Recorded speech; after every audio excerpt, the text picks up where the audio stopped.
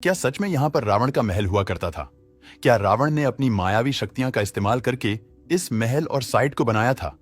ये एक ऐसी साइट है जहां पर रामायण के साक्ष्य आज भी मौजूद हैं।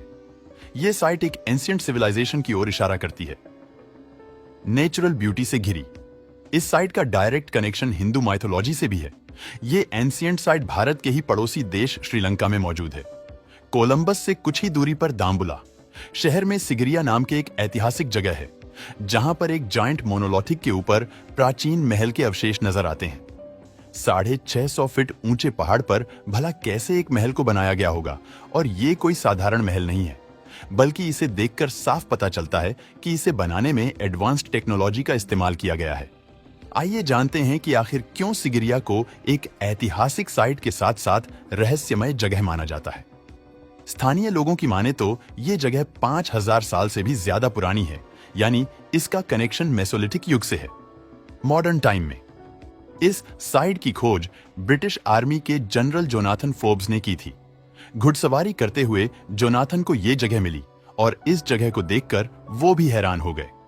इसके बाद इस साइट ने तमाम आर्कियोलॉजिकल एक्सपर्ट्स और रिसर्चर्स को अट्रैक्ट किया। यहां पर रिसर्च में जो चीजें पाएंगे उसने सभी साइंटिस्ट्स को हैरान कर दिया। इन सवालों के जवाब मॉडर्न साइंस के पास भी नहीं है। यहां पर ऐसे कई स्ट्रक्चर्स पाए गए हैं जो बताते हैं कि प्राचीन समय में एडवांस्ड टेक्नोलॉजी की मदद से इस साइट का निर्माण किया गया था।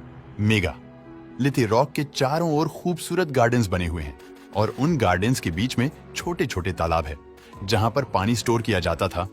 कैनाल और लेक से यहां तक पानी पंप किया जाता था और आज भी हाइड्रोलिक सिस्टम की मदद से इनमें पानी पहुंच रहा है। दोस्तों, विशाल चट्टान के ऊपर ब्रिक्स से बना हुआ एक पिरामिड है। इस पिरामिड को क्ले ब्रिक्स की मदद से बनाया गया था। एक्सपर्ट्स हैरान है कि आखिर 30 लाख ईंटों को इस चट्टान के ऊपर तक कैसे लाया गया होगा। चट्टान तक पहुंचने के लिए कोई सीढ़ी भी नहीं बनी हुई है। यहाँ पर एक पाथवे देखने को मिलता है जो कुछ साल पहले ही टूरिस्ट के लिए बनाया गया था। इसके अलावा चट्टान के ऊपर पहुंचने का कोई और रास्ता नहीं है। ऐसे में 30 लाख ईंटों को ऊपर तक लाना लगभग इम्पॉसिबल टास्क लगता है। एक और इंटरेस्टिंग चीज यहाँ देखने को मिलती है, ईंटों के अलावा व्हाइट मार्बल्स का यूज भी इस साइट पर किया गया है। व्हाइट मार्बल्स को यहाँ पर कहां से लाया गया होगा, ये भी अभी तक पता नहीं चल पाया है। कई किलोमीटर दूर तक भी व्हाइट मार्बल्स के कोई स्रोत नजर नहीं आते। ऐसे में चट्टान के ऊपर आधुनिक शहर को किस तरह बनाया गया होगा? ये एक बड़ा पेंचीदा सवाल है। जो रास्ता आज यहाँ बना हुआ है उसकी मदद से भी ऊपर तक पहुंचने में 2 घंटे का समय लग जाता है।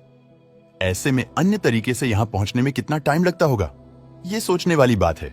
दोस्तों, मोनोलिथिक चट्टान पर कुछ निशान्स और चर्विंग्स भी नजर आती है।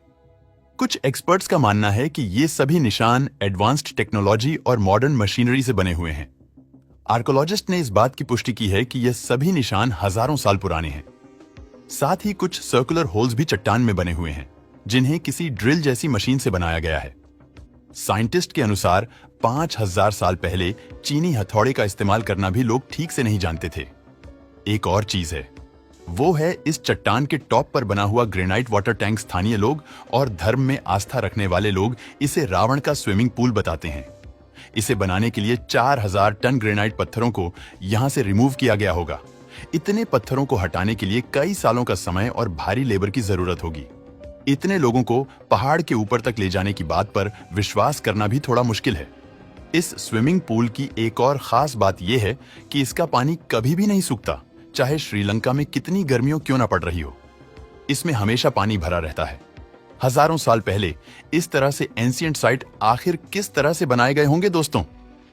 शायद इन सभी सवालों का जवाब हमारे ग्रंथों, पौराणिक कथाओं और स्थानीय लोगों के पास है। दोस्तों, हिंदू धार्मिक ग्रंथों के मुताबिक रावण अपनी मर्जी से कभी भी गायब हो सकता था।